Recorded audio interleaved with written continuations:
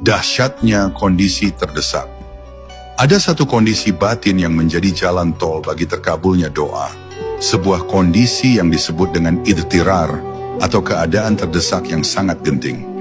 Ini adalah momen di mana seorang hamba merasa benar-benar tidak punya pilihan lain dan semua pintu manusia telah tertutup rapat baginya. Saat kita merasa bahwa tidak ada uang di dompet, tidak ada teman yang bisa membantu, dan logika sudah buntu, disitulah letak keajaiban. Dalam kondisi ini, hijab kesombongan manusia runtuh total, menyisakan ketulusan murni mengharap pertolongan Allah. Allah Subhanahu wa Ta'ala secara khusus berjanji dalam Quran Surat An-Naml ayat 62 untuk mengabulkan doa orang yang dalam kondisi idtirar ini. Mengapa demikian? Karena pada saat-saat normal, hati kita seringkali mendua, berharap kepada Allah, tapi juga masih melirik bantuan makhluk. Kita berdoa minta rezeki, tapi hati kecil masih mengandalkan gaji bulanan atau janji teman. Namun dalam kondisi terdesak, hati menjadi bulat utuh 100%, hanya bergantung kepada Allah saja. Perhatikanlah bayi yang lapar dan haus, ia akan menangis sekuat tenaga tanpa peduli sekelilingnya, dan ibunya pasti akan segera lari menyusuinya. Tangisan bayi itu adalah bentuk kepasrahan total dan kebutuhan yang mendesak yang mengundang kasih sayang. Begitu pula kita di hadapan Allah, kita harus bisa menghadirkan perasaan butuh yang sangat, seperti orang yang hampir tenggelam di tengah lautan. Orang yang tenggelam tidak akan berteriak dengan santai, ia akan mengerahkan seluruh jiwanya untuk meminta pertolongan.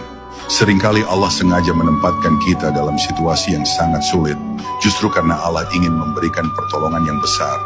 Allah ingin kita melepaskan semua sandaran-sandaran palsu yang selama ini kita agungkan selain Dia. Allah ingin kita merasakan nikmatnya bergantung hanya kepadanya, sebuah kenikmatan tauhid yang tidak bisa dirasakan saat hidup sedang nyaman-nyaman saja.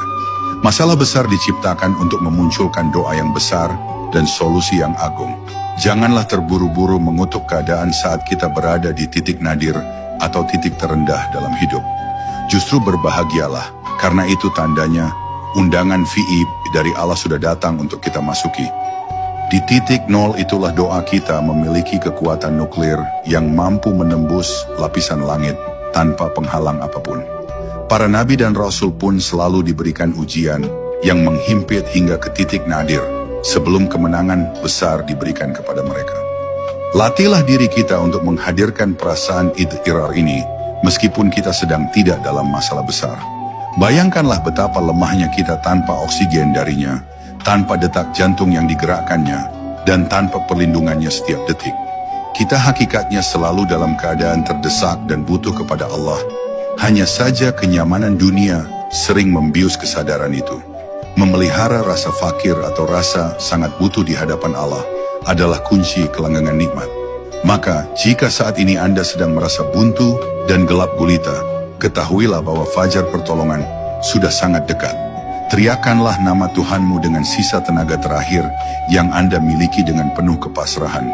Katakanlah, "Ya Allah, aku sudah tidak punya siapa-siapa lagi selain Engkau." Kalimat inilah yang akan menggetarkan arsy dan membuat para malaikat ikut mengaminkan doa Anda dengan penuh belas kasih.